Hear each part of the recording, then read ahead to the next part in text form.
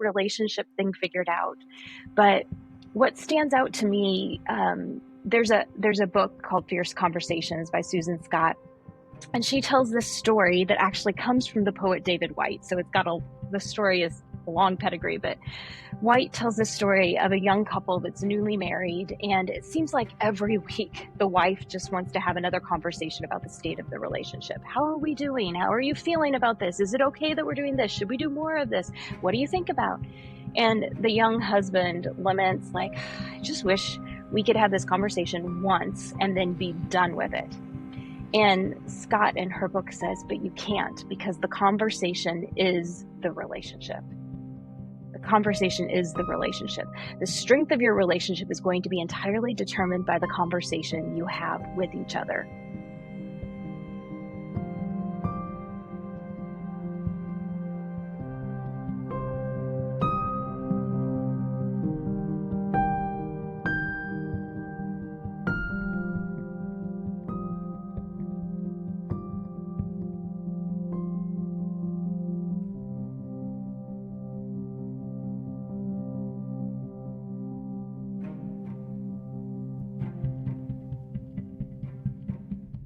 All right, guys. Hey, welcome to another episode of Mediocre Dads Podcast, where being mediocre is a choice and you have to refuse to be mediocre every single day.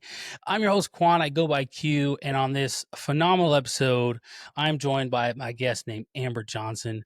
And, you know, I say this every episode because I genuinely mean it. And I think it's awesome is every guest is special, but because every guest brings something different to the conversation. And I love these conversations and where they can go, where they take us. Cause you know, I'll tell you, Amber, I usually have in my head, I'm like, okay, this is where I want to go with this conversation with this person based off of what they filled out and what their background is and whatever the case might be. But it never fails. I have something in my head and then we get started talking and then, you know, one or two tangent later, we are not talking about where I thought this episode was going to go. And I was like, this is phenomenal, right? Cause this is just a free flowing conversation that I love it. And I think it's great. So I'm really excited for this episode. I'm really excited to get into what we're going to talk about today. But before we get into that, Amber, can you tell the audience a little bit about yourself? Yeah, thanks, Q. My name is Amber Johnson. I'm a Chicago-based leadership consultant. So what I do by day is help leaders figure out the questions to ask in their organizations to develop their people, change their strategies, shape their culture, guide their teams. And I love that work. And what I learned was that some of the things that I do in my work actually would have been really helpful to have been doing in my home all along. Because I'm the parent of two teenagers. I've been married for almost 24 years. I've That's got an awesome. 18-year-old who actually, on the day of this recording, my oldest graduated from high school last night and is headed Awesome. to college in the Congratulations. fall. Thank you. Thank you. I feel like I've earned it. And then I have a rising sophomore in high school as well, my daughter. And I am learning that so much of leadership, my day to day, is about communications, and so much of parenting is about communications. And that's really sort of my passion, is to help people be better leaders and partners and parents through better communication. That's awesome. Well, you know, right off the bat, I have this question for you. Okay. Cause I think when your job is to focus on leadership, it can be intimidating because when you say that word, everyone automatically insinuates like you have it all figured out, this whole leadership thing. And it's not to say you don't. I don't know you too, but it's one of those things where it's intimidating, where it's like, hey, you know, I got a good footing now, but please, you're putting a lot of expectations on me that I'm not ready to, to take on just quite yet. And so my first question to you then would be is, you know, you do your day-to-day as the leadership consultant, but then being at home, being a parent, what are the parallels that you would that you notice right off the bat where you're like, oh, I could, you know, it's not really trick your kids, but let's just be honest, trick our kids and being like, I could use this technique here and this will get the behavior or the response that I'm looking for versus what I've been doing. Yeah. I mean, I think in both spheres, whether we're talking at work or at home, some of the most important work is the work of emotional intelligence. And, we like to think we can go to work and check out of our emotions and just be, but that's not true. We're there and we've got all of our pride showing through and all of our jealousy showing through and all of our frustration and annoyance showing through. And, I'm sure you've discovered this. I know your kids are a little younger than mine, but that's true in parenting as Yeah. well. And, the work of emotional intelligence and of leading yourself before you ever try to lead others, I think is so much just the first step of being a great parent, being a great partner with your spouse or your home partner, and also being a good leader in the workplace as well, is Yeah. sort of leading yourself and having good emotional intelligence. That's awesome. So you mentioned you've been married for 24 years. Hmm. Coming up on Okay. it. That's awesome. So I want to ask before we get real quick tangent here, I promise. But I want to ask. I was curious. So how did you and your husband meet, right? And to be married for 24 years is a great accomplishment. And I know you guys are going to be married longer, but still, like, for a lot of young people, right? I think, for example, your kids, your son who's going Hmm. off to college, I imagine he's not married, but within say in a few years, 3 to 4 years, he gets married. Imagining him thinking like, yeah, I'm going to be married for 24 years with my parents at where they are now. That's a lot of years to think about, like, Hmm. that's one person. So Hmm. how did you and your husband meet, and what were some of the things that you and him had to do to be able to say, hey, this is how we're gonna make it this long? Yeah. We met, I worked at a university and I guess I picked up a student, although in my defense, he was a student the year I arrived, but we didn't really meet until after he graduated. But my job at the university was to I ran the alumni magazine, the glossy magazine you get in the mail that tells stories about what alumni are doing because they want you to give to the Hmm. university. And I was constantly looking for interesting stories. And when Cliff, my husband, had graduated, he went to Chicago and worked with guys who were coming off the streets trying to break bad habits, trying to break drug habits, trying to get their lives together. And he lived and worked in a residential program with some of these guys. And he just had the most incredible stories to tell. And I wrote this story about him. It was the early days of email, and we kept exchanging emails to work out the details of the stories and fact check it. And then all of a sudden, we were no longer just talking about the story; we were talking about each other. And it was not very long in that we realized this is different. Yeah. This isn't like the other folks I've dated. This is something special. And we got married a year or two later. That's And awesome. you asked what is it that we do, and I would never try to pretend that I have the whole relationship thing figured out. But what stands out to me, there's a book called Fierce Conversations by Susan Scott, and she tells this story that actually comes from the poet David White. So the story is a long pedigree, but White tells the story of a young couple that's newly married, and it seems like every week the wife just wants to have another conversation about the state of the relationship. How are we doing? How are you feeling about this? Is it okay that we're doing this? Should we do more of this? What do you think about? And the young husband laments, like, I just wish we could have this conversation once and then be done with it. And Scott in her book says, but you can't, because the conversation is the relationship. The conversation is the relationship.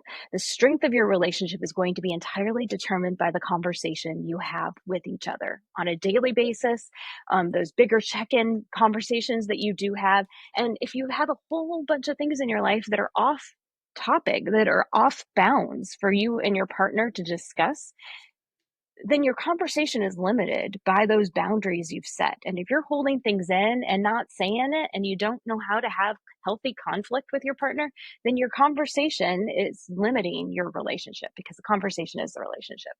And I don't think it's a coincidence that both my husband and I were communication majors in undergrad. We both were very comfortable with having these conversations, and conflict isn't always easy. We still struggle with it, but I think that has been a gift to us, the belief that the conversation is the relationship and the time we put into talking with each other. I love that. So my soldiers, so let me start this. So I got married when I was 19. I was still technically not. Yeah, I was 19. My wife was 18 when I Mm-hmm. proposed to my wife in 2014. She was still in high school. So, Mm-hmm. she's walking around. It was like the last 2 months of high school, but still Mm-hmm. technically in high school. And so she's walking around. She has a wedding ring or an engagement Mm-hmm. ring on, she's ready to get married or whatever. And we got married. Like I said, the point is we got married really young, and Mm-hmm. we've had to figure out a lot of things, and one of those things is how do we what does effective communication look like between us, rather than just Mm-hmm. being able to just say like, oh yeah, I talked to her, but she didn't really want to listen, or I talked to him and he tuned me out, right? No, it's like, what is effective communication between us? How do we communicate? How can we communicate to each other? Like, okay, cool. I need to talk to you, whatever the case might be. But my soldiers in particular, what I've noticed in my soldiers is they not looking at me as the person to emulate, but they'll be like, oh yeah, they're 21, 22, and they're like, yeah, I'm gonna get married, and I'm like, oh okay, hold on, pump the brakes.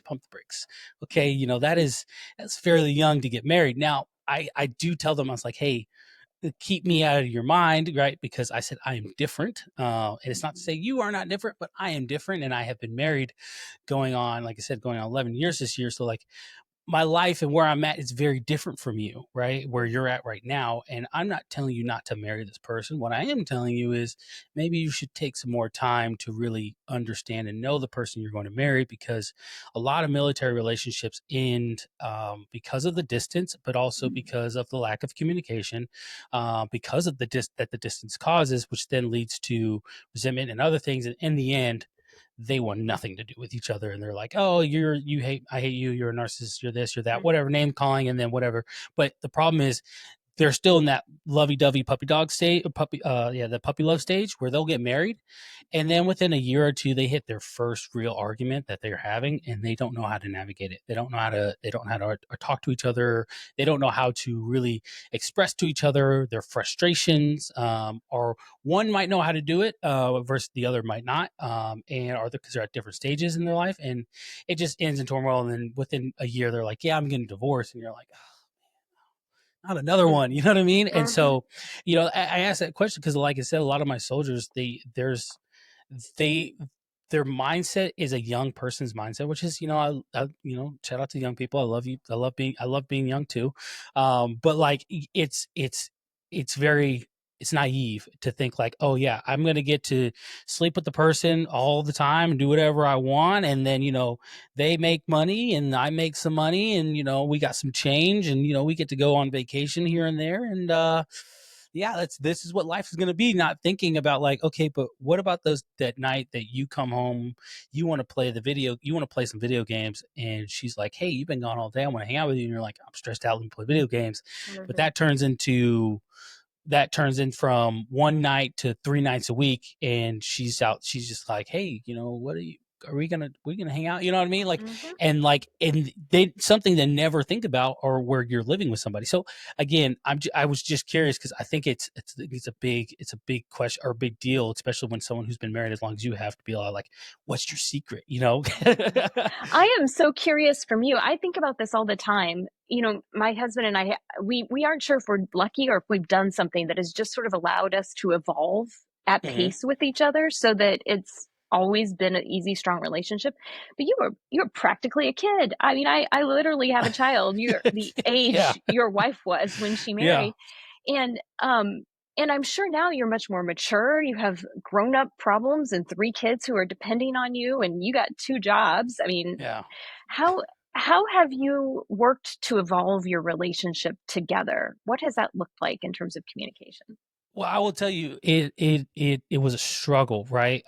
Because when we first got married, there was this, I had my preconceived notions that, she was going to go do college online, and and that's what she was going to pursue. She's going to pursue her thing, and I was going to be doing my military thing. But we were both going to be growing together in our own ways, and be able to come back together and whatever, and meet in the center. And the reason I say that is because, she didn't really know what she wanted to do. Moving from home was a big deal for her, right? She was still, I forgot that, me having been in the military for going on a year and some change at that point, I was already ready. My mindset was not home. Her mindset was like, I'm missing home. So she was in a kind of in a slump of like, I miss home, because we were in Texas and home's Arizona. And, it was a big deal. It was a big move for her. So and I'm not trying to, barrage on my wife here, but she didn't go to school. She just kind of like just trying to figure out what it meant to be a wife for her.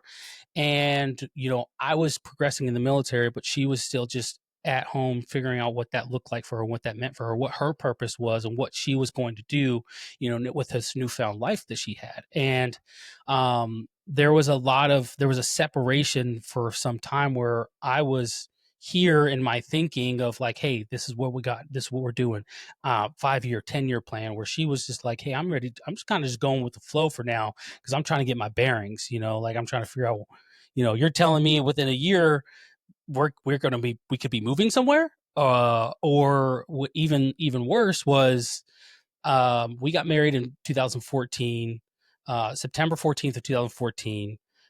2015, I'm in and out of training. May 21st of 2016, I deployed to Afghanistan for 9 months. And so we are still freshly married, still figuring things out. We don't have kids at this point, but we're still figuring things out. And, for her, she had kind of hit the ground, and she was kind of like, all right, I'm kind of getting a feel of things where we're living.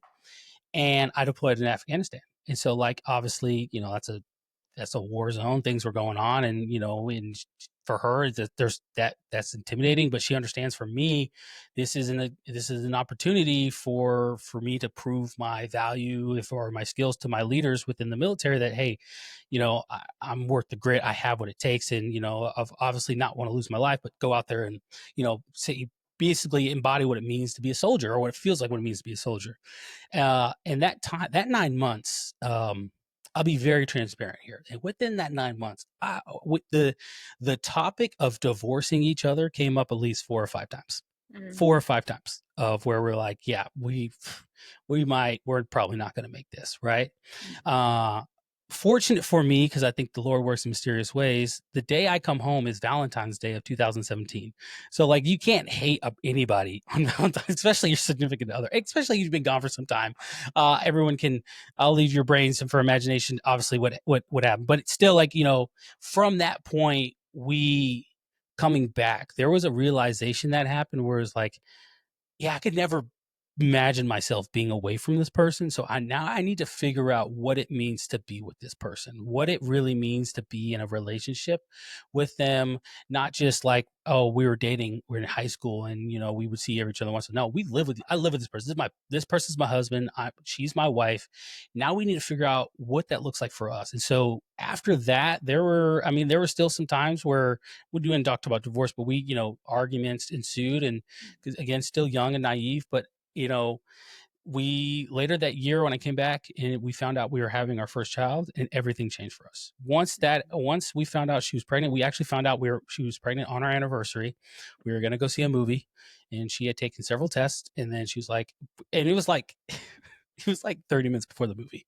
And she's like, oh yeah, look, come back here. I'm like, what? She shows me this stick. I don't have no idea what this means. I'm like, all right, cool. You got 3 of those things. But do they not work? I don't understand what's going on here. And she's like, no, I'm pregnant. I'm like, oh my goodness. Okay. Cool. Are we still going to go see the movie though? Or it's such a terrible person.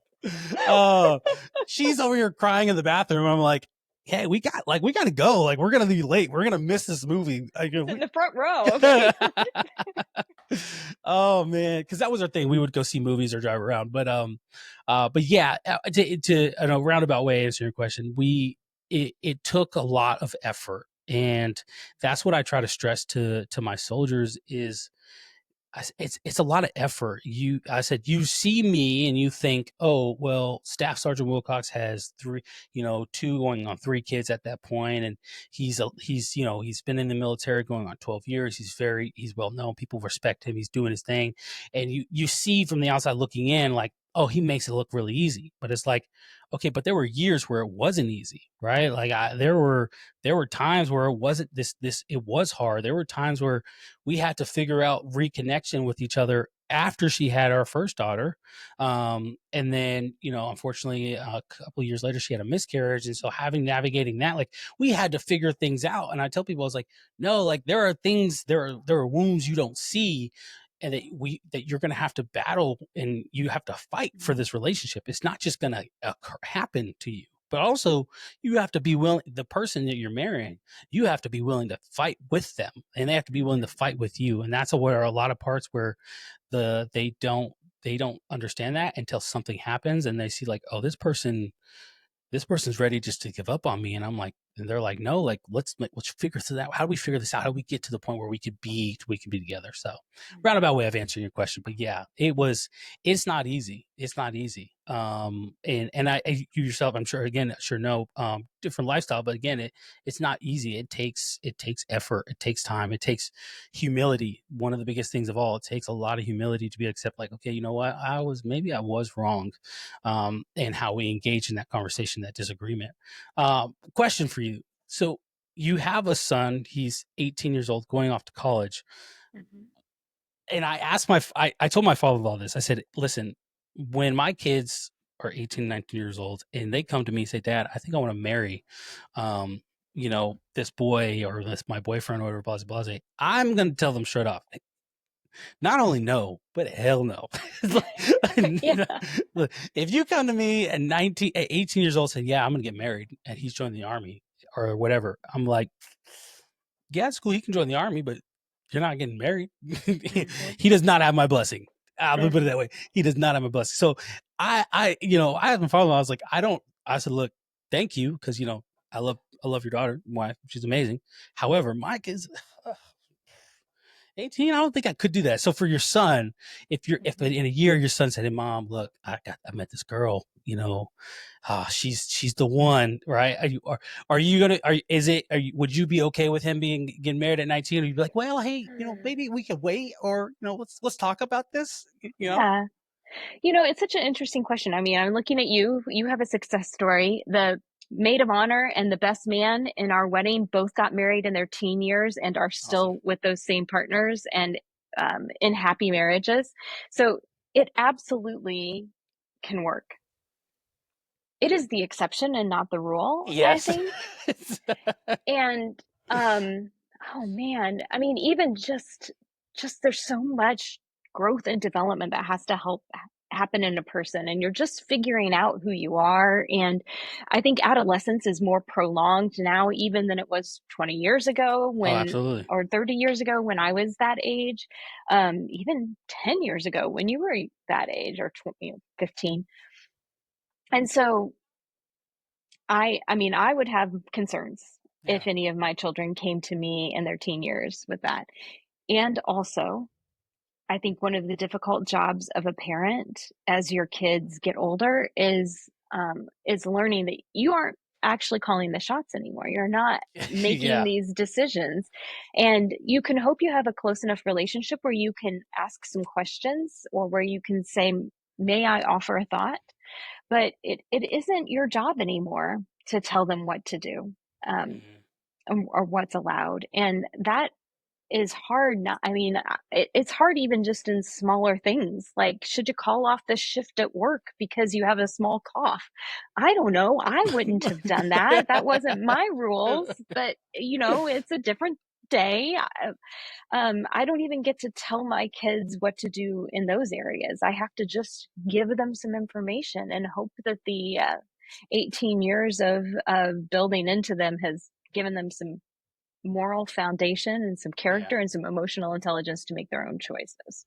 Yeah, but the scary part is for me, at least, I won't speak for you, but for me, and I know it's going to be for me, is letting go, right? Like, and it's not like I have complete control of my kids. Like, hey, I'm a slave driver here. Don't do that. Do this, right? But it's like, when you have been in charge, or put in charge of these young people's lives, and you've seen them grow from this tiny human being in your hand to now this person who could be taller than you, or just as tall as you, looking you in the eye, telling you, yeah, that's not going to work for me. You're like, who are you? Mm-hmm. Where did you come from? I remembered when you were this small and you're telling me no, like you were 5 again. But anyway, it's one of those things like, it's a scary thing to let go. And I think that it's scary and intimidating because you can see some of the things you're like, hey, look, if you keep doing that, I can tell you where you're going to make a mistake at.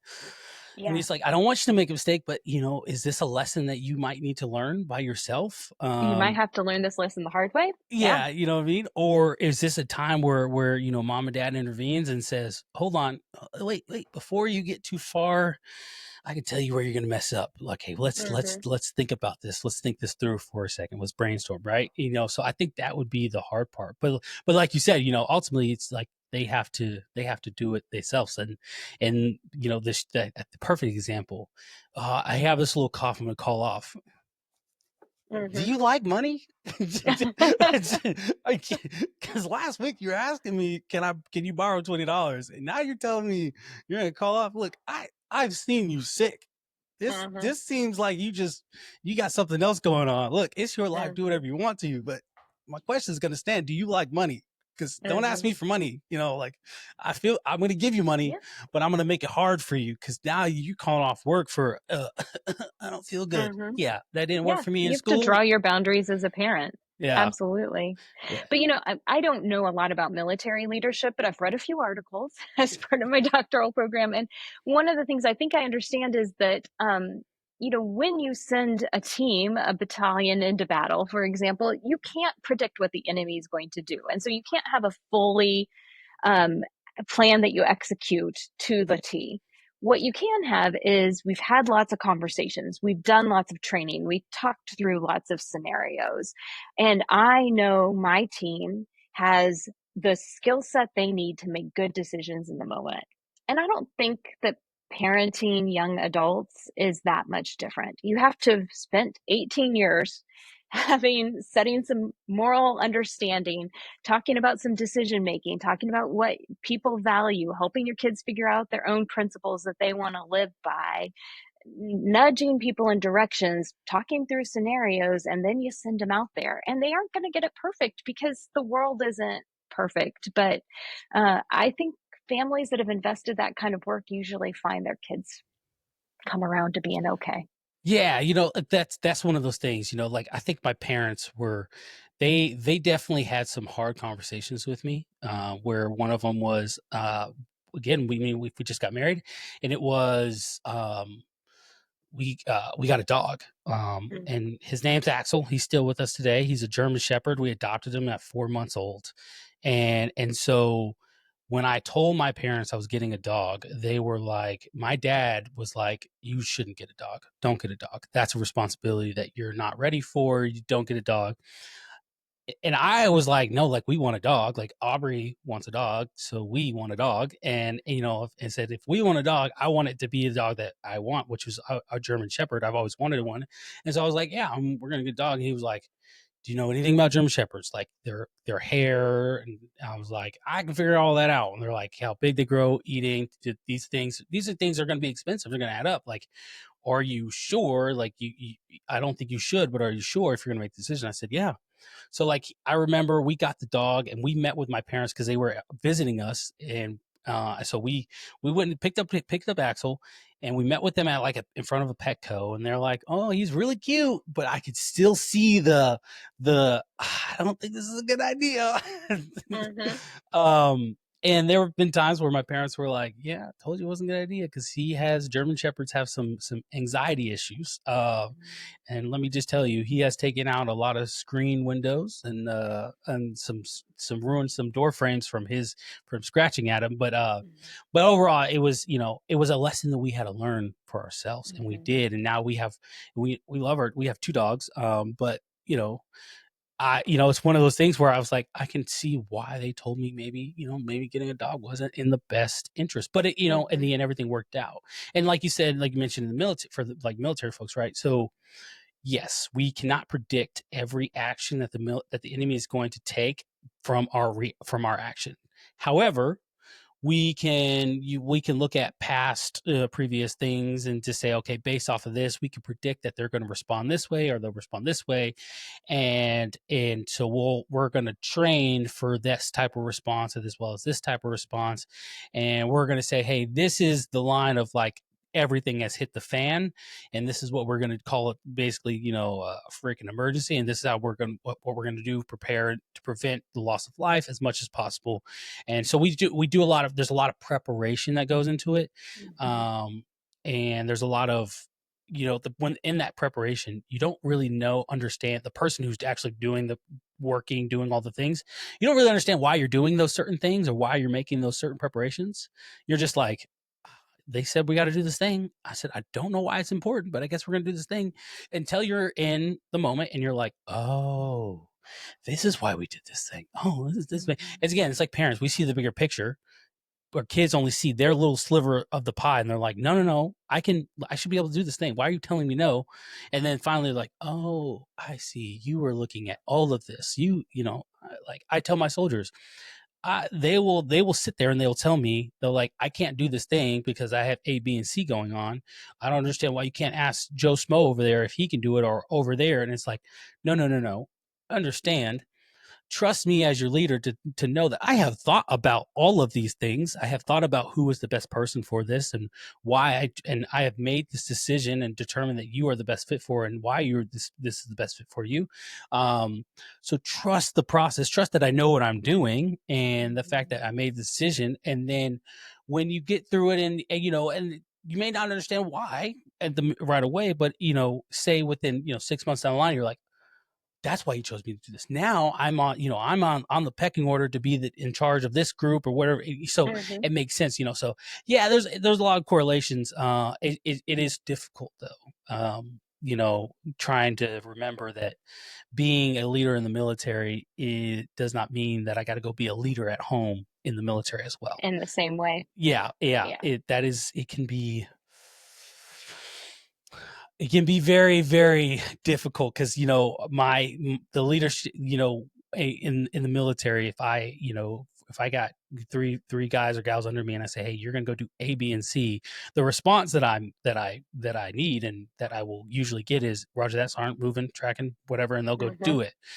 At home, that sort of, obedience would be nice. But it's not how it goes, because I have to build a relation. I'm their father. I'm not their employer or their drill sergeant or whatever. So very, very difficult in that manner. And as far as that transition goes, taking off my army hat, putting on my dad hat, and being like, okay, well, explain to me what's going on, and sometimes I can be like, I don't have time for this. Just do what I tell you. But I have to remember. So which I think is a great question for you. So your son going to college, what college is he going to? If you don't mind me sharing, don't mind sharing. Yeah. And just to, as a point of clarification, my oldest is genderqueer, so we use they them pronouns usually. Okay. And Sam is headed to Temple University in the fall, which is in Philadelphia. Oh, Temple. I like Temple. I've heard a lot of things about Temple.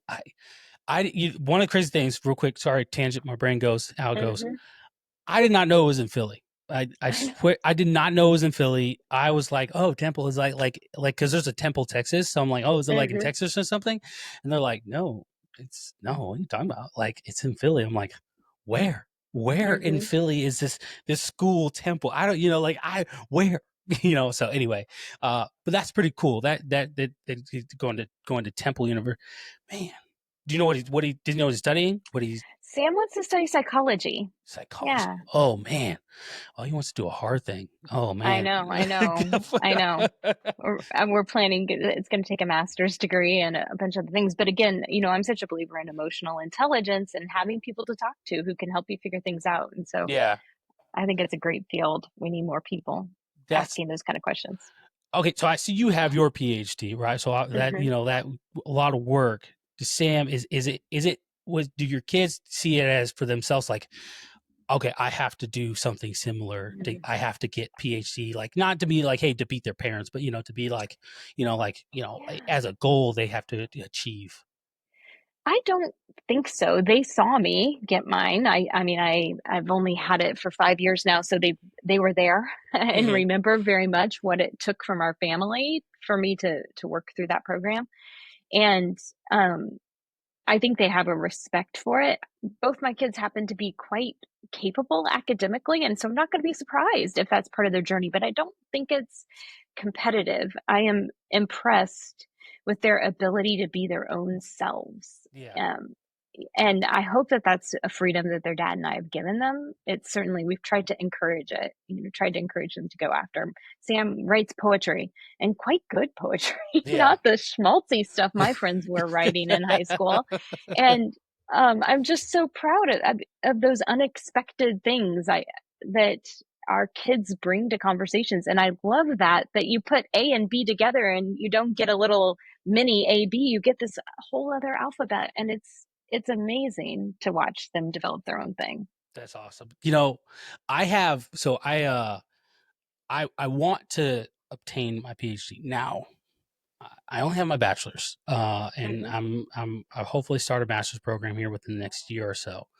But the army took a lot of my time from being able to Yeah. pursue education in the traditional sense of going to school and whatnot. I thought I was too dumb to go to college, so I just one of the many reasons why I joined the army. So, but after getting my degree, I was like, okay, cool. I got my associates, got my bachelor's, and now I'm like, okay, I want to start my master's. But I wanting to pursue my PhD solely because I had told myself for so long that I was dumb. Right. And I was Mm-hmm. stupid. I couldn't do it. So when I was started getting in school, I was like, okay, I want to get my PhD. Right. Not only because I want to be able to be like, oh, look at me, I'm Dr. Wilcox or something. No, but I wanted it because I Mm-hmm. wanted to prove to myself, like, hey, I have what it takes. I could put in the work, could put in the effort to actually pursue and get it, not just sit there and be like, okay, I can't do it, it's impossible, bachelor's is as far as I'm going to achieve, and that's it. So I commend you because I think it's awesome. All right, and I always think I always think it can be intimidating for kids who have parents who have that level of degrees or of that level of education, because it can feel like, oh, does that mean the expectation is that I have to pursue that same thing? Like, if your parents a doctor or a lawyer, does that mean I have to be a doctor or a lawyer or some Mm-hmm. that same level of pedigree or whatnot? Right. My dad's a pilot, and people ask me, "Oh, are you gonna fly planes?" I thought about it. I'm not gonna lie to you, not my cup of tea. Um, you know, I wouldn't mind doing it, but do I want to put in the effort and pay for it? No, I don't. I don't really want to. I'm not gonna lie to you. I don't want to. So like, uh, I always tell people, I'm like, no, I'm not gonna be a pilot. I'm gonna go figure out whatever I also want to do. But like, my dad, he loves flying. That's his passion. That dude, he studies like he is looking at that thing for the first time, and it's like, dude, like you've been flying since you adopted me and Quee, so like, and we were adopted at 2, so like it's like you've been since 96, 97, basically. You have been flying since I've known, since you've been my dad, so like Mm-hmm. I think he got this flying thing down pat, you know. But he loves it, and it's a passion for him. And so I'm like, yeah, I'm not passionate about flying. I'm passionate about talking to people. I'm not passionate about flying in that sense. And so that's why I asked that question, because it can be intimidating to want to pursue that the area of the pedigree in which your parents are. Does your husband have a PhD as well? He does not. He has a master's. But I think, my husband and I both have mostly worked in nonprofits Oh, and okay.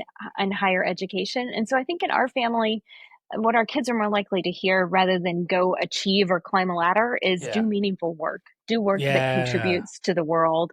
Do work that you care about, that your soul can feel good about, Yeah. that, we call it the campsite theory, leave the world better than you found it. Mhm. And I think that's what we try to pass on to our kids. And that can look in so many different ways. It can involve, higher education and multiple terminal degrees, but it can also be being a social worker Yeah. or being a teacher or just being a really good, great person who smiles at you when you walk into the coffee shop.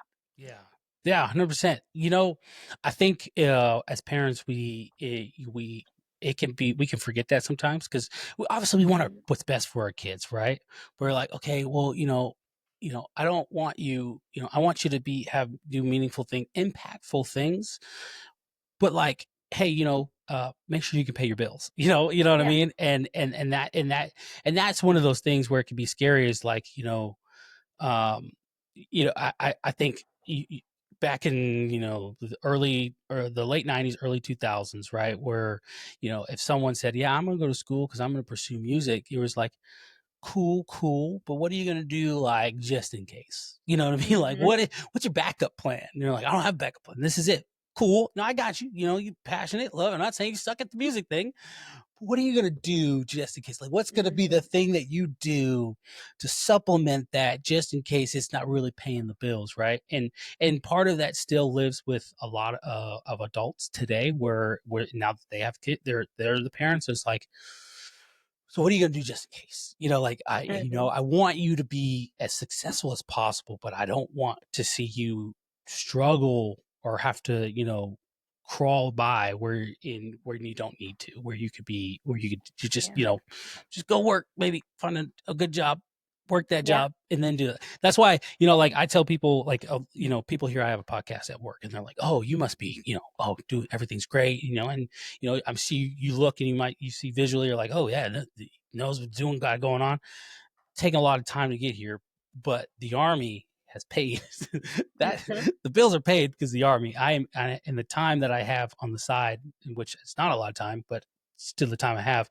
This is what I do because this is what I love. I'm passionate about. Now, I would love for this to pay the bills. However, as of right now, it's not, and I'm not going to count on it to doing so. And so that's one of those Mhm. things where I learned from my dad, especially, was, hey, like, always be able to pay the bills, right? Make sure you can pay the bills. Make sure you can take care of your family.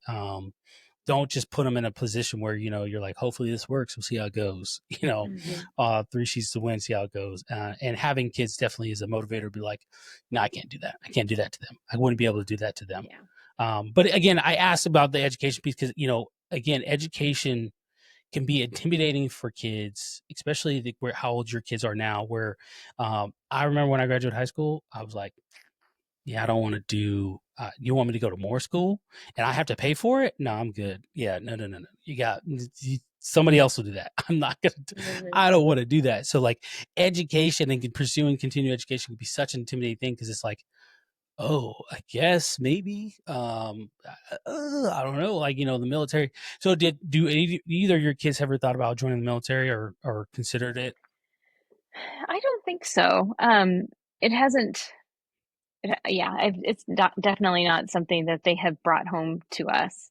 Mm, But what I really value is being of service. And so both my kids are engaged. They volunteer in their communities. They're yeah, serving. They're finding ways to serve. And obviously the military is a tremendous act of service to our country. yeah, But we're trying to instill in them this idea of whatever you do for professionally, your life has to have places where you're serving because to whom much yeah. is given, much is expected. Yeah, and that that's the thing is I tell people that, and a lot of times when people hear I'm in the military, they're like, oh, thank you for your service, and oh, I would have. I'm like, oh, listen, man, look, service for everybody. It doesn't have to be the same thing, right?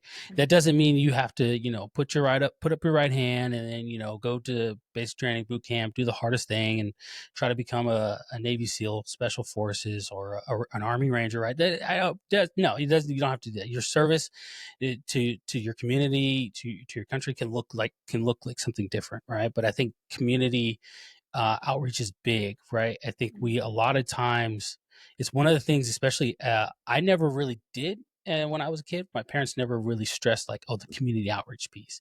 And so I always find it intriguing when other parents are like, yeah, no, look, we got our kids, we go to soup kitchens, or we're doing this, we're involved in the community, Mhm. because what I found is the kids who did that with their parents, or for lack of better terms, their parents forced them to go, help be members of the There's a community. little of that forcing, There's yeah. a little, right? It is when they're adults, they value the others around them more, and they value like, hey, Mhm. like, no, like, there's some people in need, like we can help them, and they value wanting to help people more.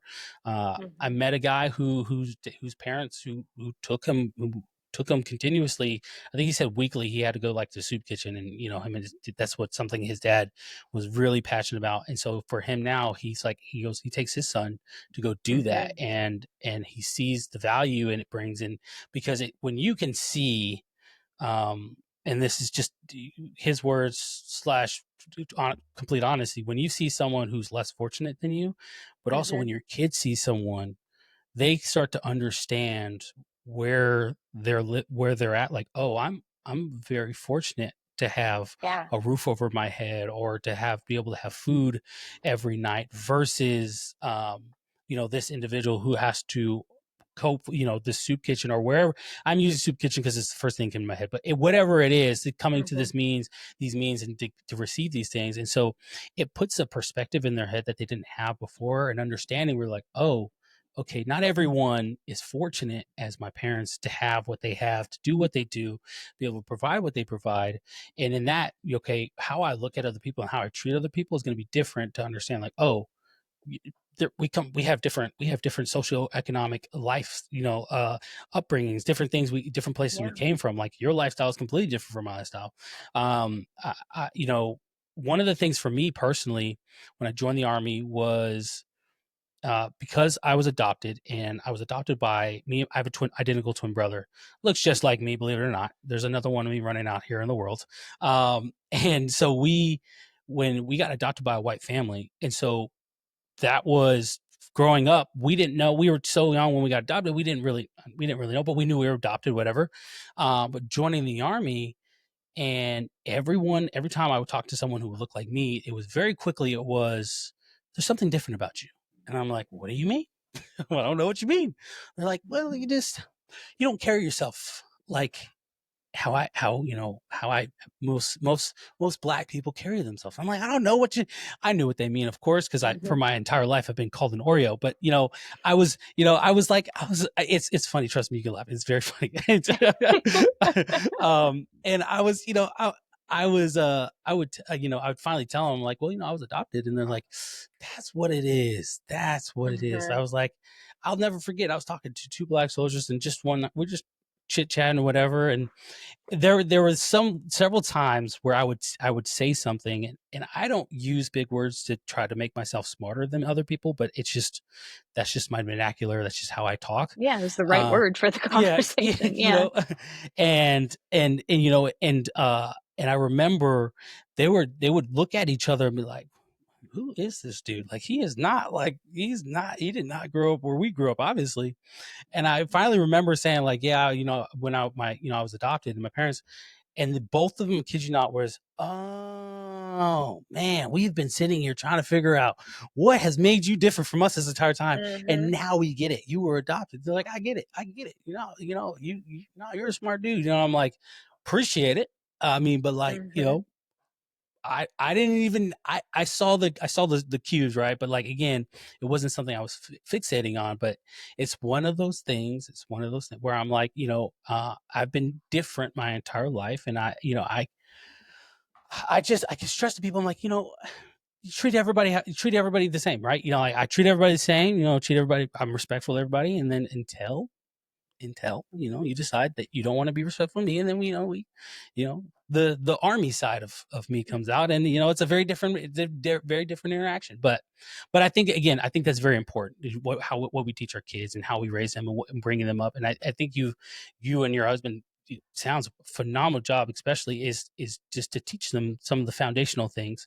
And again, going back to what you mentioned, what your job was as a leadership consultant, I think that, first and foremost, how do you get into that, right? Because I hear we like, yeah, I do this. I'm like, yeah. How did you just wake up and say, yeah, I want to do that? I'm going to go to Amazon and tell them that they need me, and so they're like, yeah, we do need you. You're right. Here's your money, and keep showing up.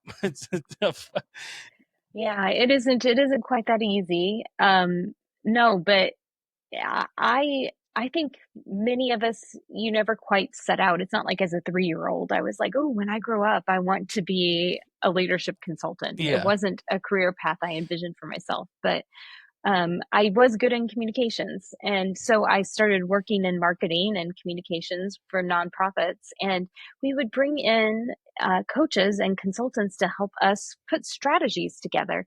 And there was one consultant we used repeatedly that I just liked his process so much. I felt like it gave me answers to questions I'd been asking.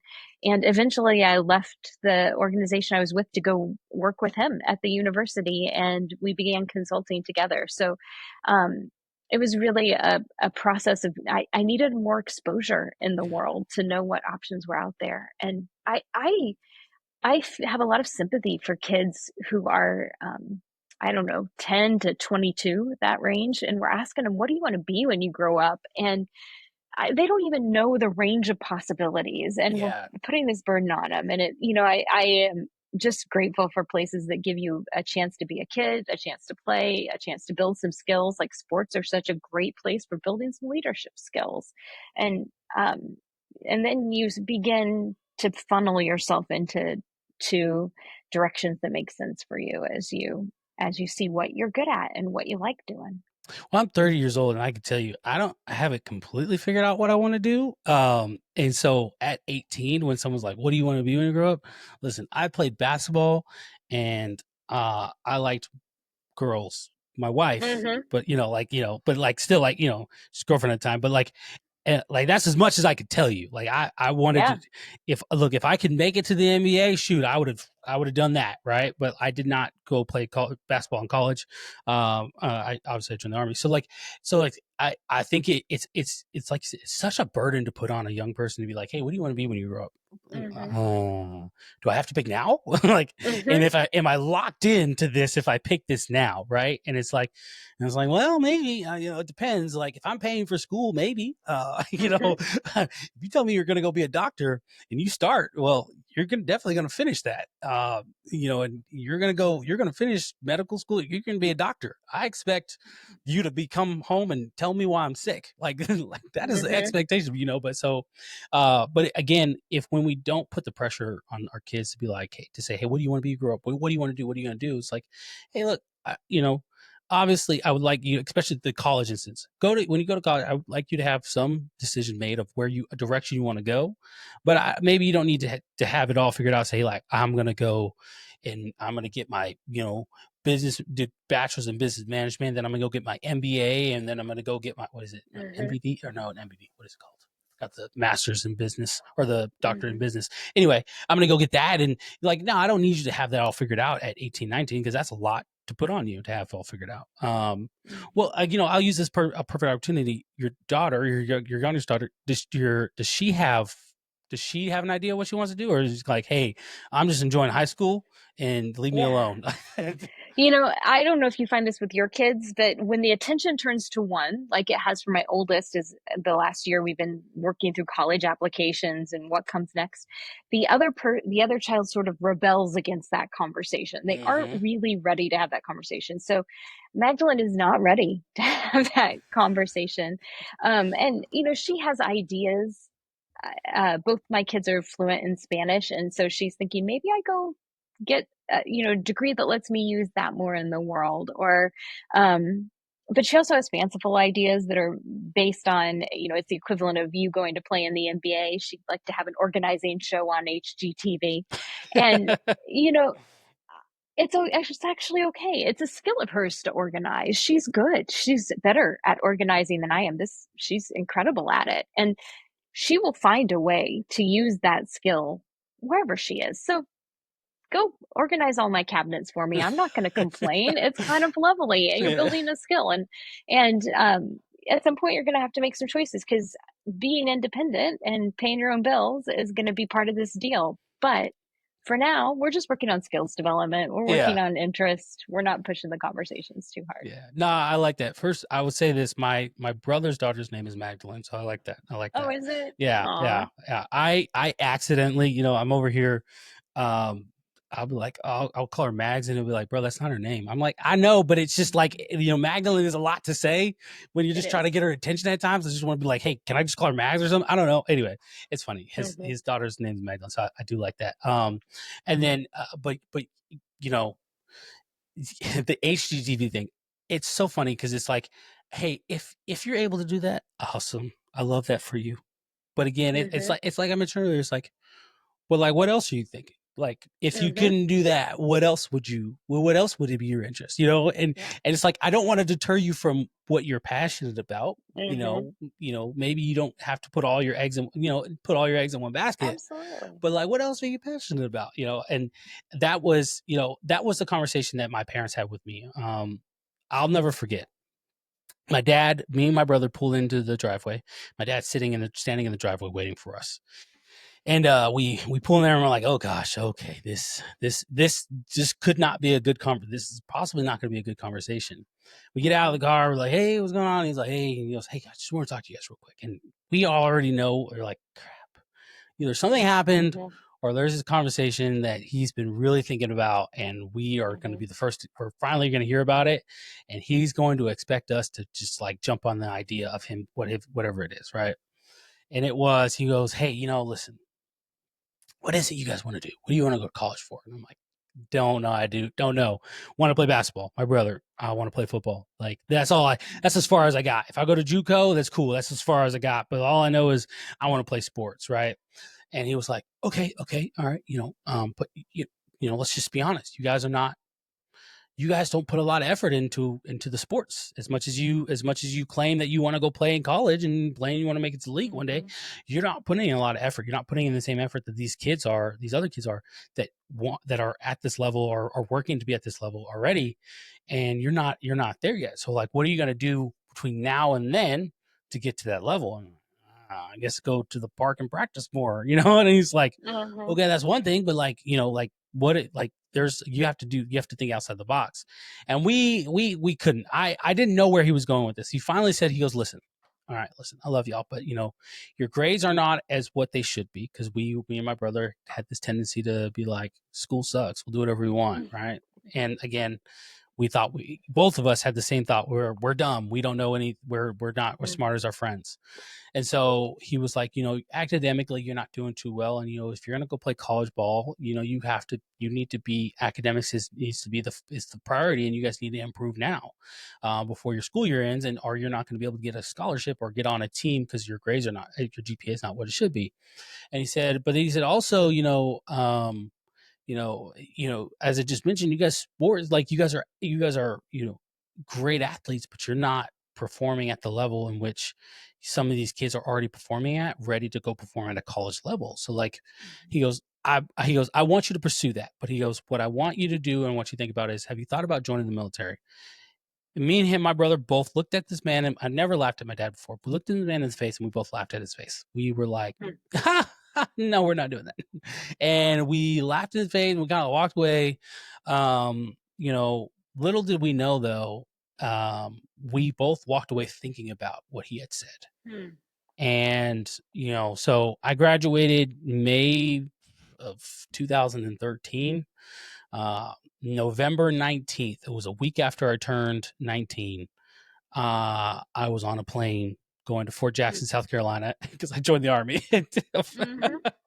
And then the following May, my brother was on a plane he joined the Army as well. And he got out like a couple years ago, but like, we both ended up joining the Army, and it all stemmed from that conversation that my dad had with us. And it was a real conversation. It was one of the realest conversations my dad with us had. We're very upfront, was like, hey, look, you tell me you want to do these things, but you have not put in the work to be at the level in which you think which requires you to be at those levels. He goes, now, if you want to do those things, great, I'm here for you, I'll support you, but you need to put in the work to do so. And I think that's the biggest thing when it comes, especially with our kids, is, can we having those real honest conversations at one point, because you don't want them to not be prepared for the world, right? And you don't want someone else to have that conversation with them and then be like, why didn't my parents tell me this? So for your oldest, was there ever a moment where you had to have this, like, hey, like, I'm not saying he's bad at things, but like, was there ever a moment where it was like, hey, look, you tell me you want to do this thing, but like, you need to show some more oomph behind it. Was there ever a conversation?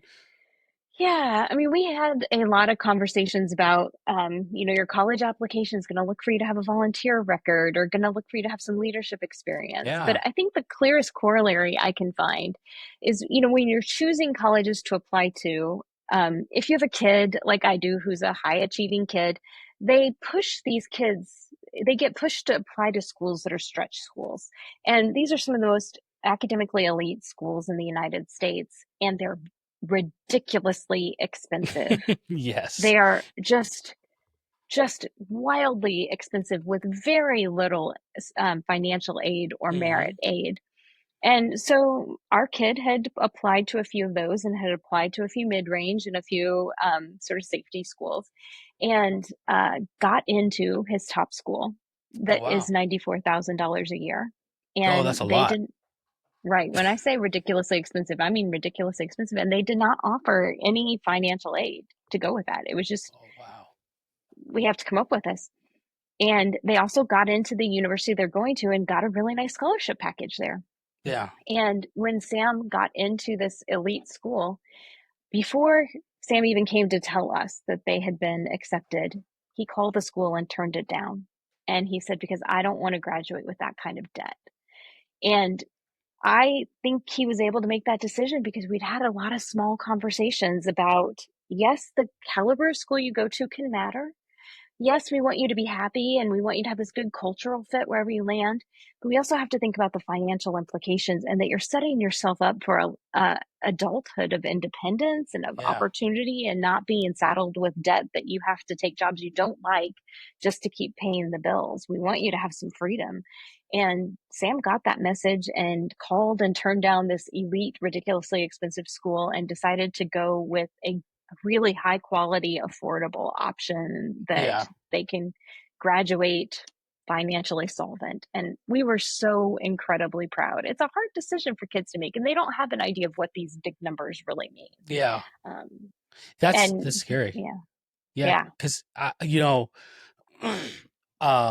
gosh, it's funny because when I was in high school and the push was like you said to apply for these schools that again it's not to say that your kids are not good enough for those schools, but like you're realistic and you're like they should have been if that was the goal, there should have been more preparation to be able, when the time came to apply for that school, to do other things outside the box, outside the norm of just getting good grades, Mm-hmm. to when you put in the application, and um, yeah, I didn't realize that until some of my friends who have kids who are in college now, but they were talking about how they're like they put these applications in and then they wait and then you get the response and you're like they got told no and you're just like but they Mm-hmm. did everything, they did all the things, or they Mm-hmm. got told yes and you're like but I can't afford to pay for them to go to school. Yeah. Even if I give them my GI Bill, like I'm still have to pay, $10,000 to $15,000, or I'm still expected to pay $10,000 to $15,000 out of pocket, for them to continue, or a year to go for the school. And so the Mm-hmm. thought of then going back, the thought of saying like, okay, do you know what you're going to go to that school for? Like, because like if we're gonna figure Mm-hmm. out a plan of how we're gonna pay for this, and it's gonna, your parents love you, but like, look, if we're gonna be dishing out that money, I want you to know what you're going there for, right? And not just be like Absolutely. within a year, be like, hey, I'm thinking about changing it. And I'm like, no, Mm-hmm. no, no, no, no, no, no, no. We've committed to a plan. I don't, I can't dish out any more money for you to go. So like, it's colleges now are ridiculous. It's a ridiculous amount of money that you pay, and it's no longer. It doesn't feel like it's about the furthering your education. It feels like more of it's the name on the paper that matters. Yeah. and Yeah. and I used to get so hung up on, before I got my degree, it was like, oh, the name on the paper is what matters and what they care about, right? Because you would hear about, well, if you went to Harvard then you can get any job, right? If you went to Yale, if you went to what's the one I'm thinking of in DC. George Washington or Yeah, yeah, you know what I'm saying? yeah, Like, like sort of. you want to, any of those, like you were, it's like, oh yeah, yeah, or Syracuse, like I love Syracuse Mm-hmm. basketball team. So like, like if you went there, you're like, oh yeah, like it's just high pedigree. It was I used to think it was the name, and now I'm like, nah, you know what? Look, the degree doesn't tell you, right, that I went to Yale and I got a 4.0, I added a 4.0 GPA, or I went to some random college in New York and I averaged 3.7, right? No, it just says, hey, you got the degree. We both got communications degree. Look, we went to different schools. I mean, we got the degree, right? So that's all that matters. That's amazing. Yeah. Amber, I love this conversation, like I said, because it's moments like these are just conversations where it's real. Like, I don't have many conversations with people where, it's just like, hey, look, this is what life is. And like life is, it's not as easy as some people make it out to be, right? You know what I mean? Where we're raising kids and you're a wife and you're doing all these things, you're working. It's not as easy as people make it out to seem. And you're like, it's not easy, but it's fun. Like obviously like you enjoy doing what you're doing. And having an opportunity to talk to you has been phenomenal. I think it's been engaging. I don't know. I love it. I love the conversation. Cause like I said, a lot of these things I tell people all the time, selfishly, I ask certain questions because, I'm trying to prepare in my head what that's going to look like for me. Yeah. Right. I got stuff to figure out this week. I get it. Like I need to know, you said college. Okay. Tell me more. I need to know more. Cause my kids are years from the college thing, but like, it's something that I've crossed my mind, but I never really thought about. And so, like I said, I love having a podcast because it's mine. I get to ask the selfish questions that I have on my brain that says, I need to know this for me, but I'm sure there's a lot of people out there who need to know the answers for themselves. So, before we get off here, is there anything you want to give to the audience? Anything you want to say, like before we go here? Yeah. Well, first of all, there's no way to do any of this perfectly, which is why I love the name of this podcast so much, because, we might as well just admit we're not going to get this right. Yeah. We are going to mess up things all the time, and we're just going to keep doing our best, doing the next right thing, saying sorry when we need to, figuring out how to do it better next time. And so I certainly don't have it all figured out. And I just like being in spaces where we get to admit that to each other. And second of all, it really is my passion to help people be better communicators, because we got to be better leaders, we got to be better partners, and we got to be better parents. And so if anybody wants, come find me over on Substack. I've got a free newsletter over there called Better Than Fine, and 5 minutes of wisdom each week on how to be a better leader, partner, or parent. That's awesome. Listen, I love Substack. It's a hidden gem for I think a lot of people don't know about. I think a lot of people, maybe now, I don't know. I only found about Substack like a year ago, and I was like, this thing is so cool. But anyway, Substack's really cool. But guys, go check her out. All of her stuff will be in the description below, so you'll be able to access it. Again, this is what it's about, right? We have these conversations with people, and the transparency and the honesty to say, hey, we're not perfect, right? And we may strive to be perfect, but we will know we will never reach perfection. And so I think it's when knowing that, it's still, hey, we're better than we were the day before, and that's all that matters at the end of the day. So again, Amber, thank you for coming on. It means a lot. Guys, if you are new here, we appreciate you for sticking by, watching the show. Please subscribe to the channel. That is the best free way to support the channel, and free is always better. And honestly, the best way to support the channel is by subscribing and sharing the channel. And of course, guys, as usual, that being mediocre is a choice, and you have to refuse to be mediocre every single day. That is all we got. Mediocre Dads out.